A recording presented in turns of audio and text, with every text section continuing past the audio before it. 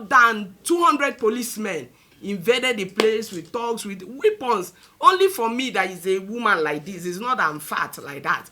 So they came in and I was asking what is going on. They said the minister sent them. The record, the videos are there. They said the minister sent them. They sent them, I should leave, I should leave. They started beating my daughter. They started beating my workers. You should leave. You understand? They push us out.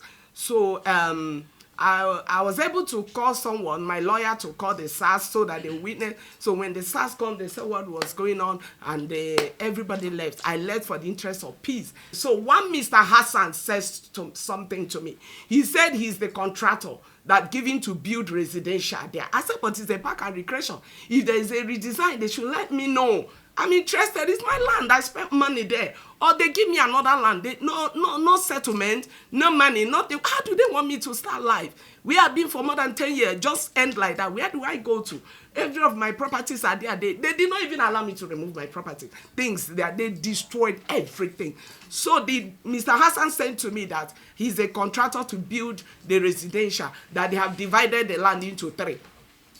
And giving it, allocated it to another person. I say, who did they allocate to? Not done any bad thing to Wike. If Minister of FCT love my land, I think he should give me his house and take my land, or give me another place. Let there be a swap.